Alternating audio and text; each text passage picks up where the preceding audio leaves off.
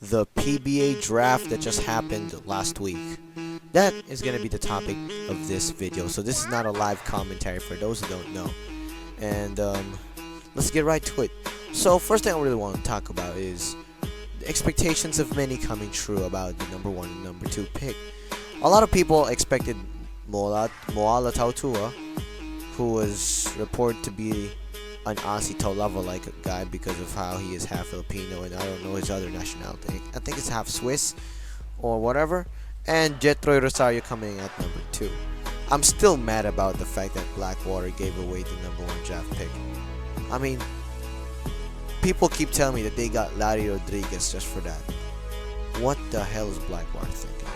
But anyway, almost everyone who won actually expected that Moala Tautua and Jetroy Rosario were going to be number 1 and 2 picks.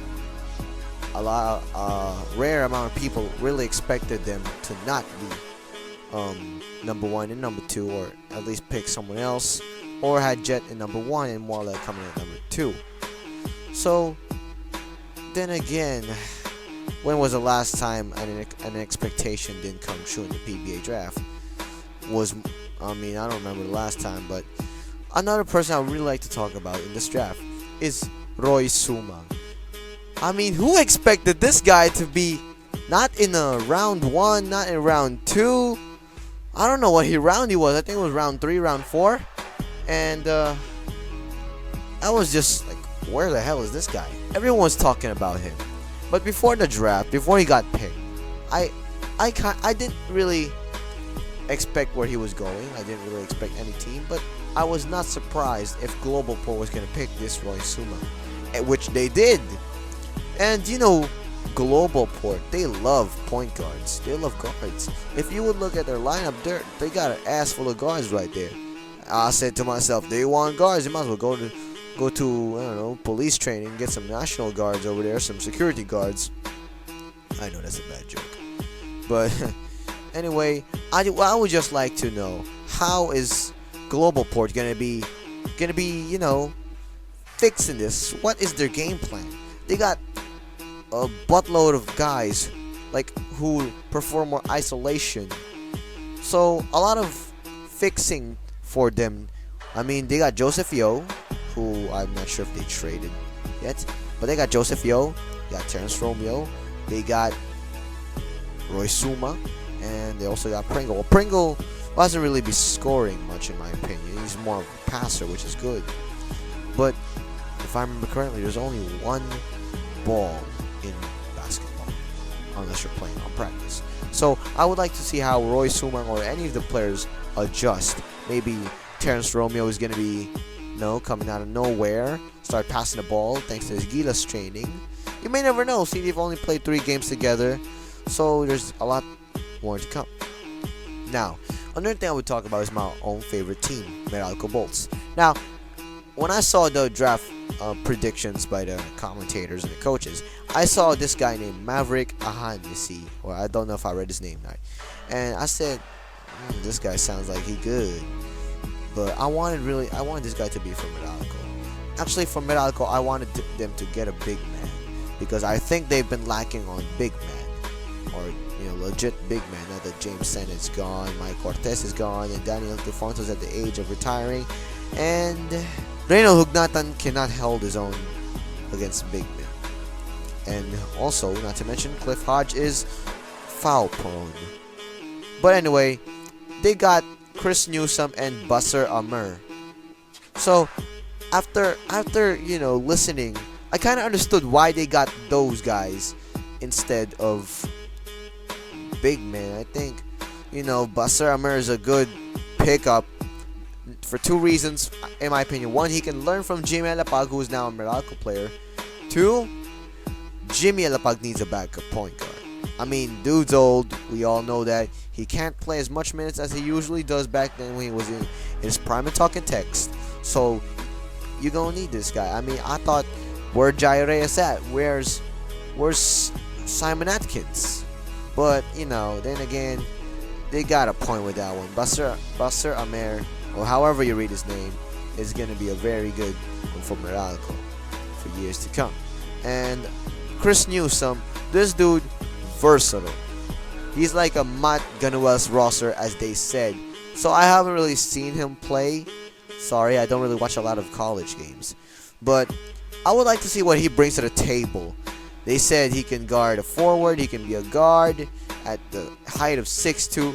So I would really like to see how he's going to be able to move into the style of playing the PBA. I mean, the physicality is different in both sides. Another thing is a lot of no-name players. A lot of players that were in the draft, and fans in Robinson Place be like, who? Who's this guy? I've never heard of him before. I don't even know he was in the draft. So these guys are really they gotta be thankful, because they got a lot of eyes onto them. Well, not really, but they could be a very good surprise. Like, people be asking themselves, why did this team pick that guy? And then they're just gonna show it. They're just gonna prove it. See, you know, a lot of no names in the draft, right? So expect a lot of names to be heard and names to be coming out of nowhere on your news feed when it comes to PBA. So that's what I would really like to see. I like to see how those no-name players get noticed all the time. I would like to do how they do it. What style of play would they do to get themselves noticed? Okay, so now we're gonna talk about what happened after the draft. This is no controversy. Well, probably not. Maybe not. So I just got this report from a classmate. You know him from MyCareer Season 1. Credits to you, my friend. But the trade galore that happened afterwards. Now, I'm pretty much sure the analyst of Sports 5, they told you that they're probably going to be a trade galore afterwards. That's now supposed to be expected. What's not expected would probably be how big it was to begin with. Now, let's talk about Jetroy Rosario moving to Talking Tex. Now, I think what Talking Tex was planning to do was, you know, they got aging talent. Kelly Williams is aging. Ryan Del Campo, we know that. He may be good, but he aging. You can't deny that fact. So, you know what? I think what Talking Tex is doing is they're trying to keep the talent alive. So they got Molotov Tua and Jetroy Rosario. These players, they need to get improving quick if Talking Tex wants to, you know, keep their prowess, their powerful, their strength alive. You know, because, well, PBA compared to UAAP is kind of different, but I'm not sure about Molotov Tua. I think he kind of get used to it a bit because of his playing days in the D League. So a lot of pressure on them, in my opinion, depending on how they're gonna adjust and how long they're gonna adjust for Talking Tex. As for Kia, they got Kevin Alas and Rob Reyes, the center, the veteran center, as I would call him. Now, there are reasons why this trade is good. Reason number one, out of many that I think, would be getting a backup center. Now, we all know that they got Dushman and they got Tiele, and not to mention even Kyle Pascual out of San Beda. And to my opinion, those guys mostly play power forward. They don't play center much. Okay, so Rich Alvarez, he a number one pick back then. I'm not sure if that's true, but he is center, but only him. That's gonna be the problem. So that's where the addition of Rob Reyes comes in to back him up in the center position, so that the guys in the power forward position can do their thing. Now, you notice that I did talk about Kevin Glass, but we'll get to that later. And not to mention about back to the point where I was talking about the center game. And it's kind of good, you know. Kia needs height. They got slaughtered by Fajardo last time with a double-double with 11 rebounds thing, or 21 rebounds and 36 points. He disrespected Kia in the Philippine Cup. He nailed a 3 in front of their faces. I mean, Kia gave him 5 seconds to look at where he was, and then he just took off with a 3-point shot. So now, let's talk about Kevin Alas. Well, Kevin Alas didn't really go to Kia. He went to NLEX in exchange for Aldrich Ramos and Dino Canaleta. Now, if you know Governor's Cup Season 2, my video, you know that KG Canaleta is on Kia, right? So that's 1 point for your boy. So anyway, yeah, they got KG Canaleta and Aldrich Ramos. That's a lot given up by and Lex. Now, I don't know what their plans could be, or maybe a lot of players they got in the draft really got them giving up aging talent as well. You know, aging talent's pretty much worries. But for Mahindra, or as I call them right now, Kia, Mahindra Enforcers, I kind of call them Manhidka Enforcers, but for no reason. But I think they need to get some, they're trying to get some veterancy along with, like teach their young players how it's done. They got a lot of young players. They don't look young, but they are young players, trust me. So another thing is Brian Herwella. Hurricane Herwella, as I would call him. He should get that nickname, and if he should get that, and he does get that nickname, I hope PBA thanks me for this. Not really, but so he goes to San Miguel Beer in exchange for Jerick Fortuna. I don't even know why Blackwater gave away Brian Herrera. I mean, the dude's a beast. Dude's a fast guy. He can nail the three. He can get past anyone. He can play defense. He's a pest defensively. Why would Blackwater give him away? Is it because they want to make way for the trade for Mike Cortez, and a lot of players? Maybe they were training for draft picks. We don't know. I don't know. But just imagine that. Alex Cabagnot, Chris Ross, and now Hurricane Herwella, or Brian Herwella as we know. It's gonna be slaughter. But I don't mean Greg Slaughter, but just imagine these guys could win a Grand Slam with that. Sometimes one addition is causing a lot of damage. But anyway, let's get to Barangay Ginebra. So they gave away 3 players. They gave away Montfort and that good-looking guy Jens Natel, not to mention the Fireball, Josh Orbistondo, which is good. I see why they gave away Josh Orbistondo. He's an aging talent, no offense.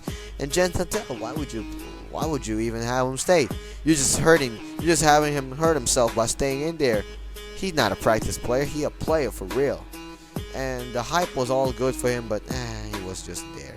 Anyway, he was sent to Meralco Bolts along with Eamon Montfort. I don't really know why he gave away Eamon Montfort. I mean, the guy's like a spark, a new Mark Agiwa, but younger and passes the ball much. I mean, he's like a Mark Baroka. So who did they get?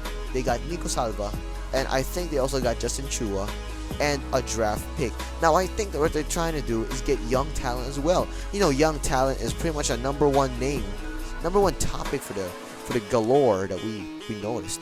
And if I know right, the draft pick is what they came for. They just came for Nico Salva and Justin Chua for like additional stuff, you know what I mean? But I would like to see how Justin Chua and Nico Salva are going to be able to contribute to the team. They got a lot of big men now, just like Purefoods. Oh, another thing I forgot to talk about is the Scotty Thompson selection. Ginebra just stole him out of nowhere. He wanted to play for Purefoods, and they be like, we took your coach, and we gonna take your player too. Everyone wanted him to go to Purefoods, and no, they just had to take Scotty Thompson, the MVP of NCAA. Who did Purefoods get? Nerbert Torres, or whatever his name is. Dude's good, and he needs to improve his strength. And I'm not surprised if he gets to improve his strength quick. I mean, he got Taha and Pingris along with, so that's no surprise. Now, as this video concludes, what do you think about the trade Galore? If there are any more trades that you think should have been in this video or mentioned in this video, let me know in the comment section below. But right now, you see, we blew out Blackwater. Kind of tough on them. Yeah, I'm sorry. But, yeah, what do you think about the trade Galore? What do you think about the draft? Who do you think should have made it earlier? Who do you think should have been there and should have not been there? Do you think that Troy Rosario was good? Let me know down below. Let me know anywhere. Just, I don't know, speak your mind. But anyway, that's all for this video. I hope you enjoyed this long video. I apologize for that being so long, but just speak your mind about all this happening in the PBA We ain't talking about FIBA and Gives Me Penis just yet. We'll get to that some video, or maybe not. But let me know what you think. Subscribe to my channel, like this video, check it out, share with your friends and your fam. Like me on Facebook, follow me on Twitter, on Instagram, and on DeviantArt if you would like. And don't worry, check my videos out. There's a lot of PBA to come around. Been doing this for a year now.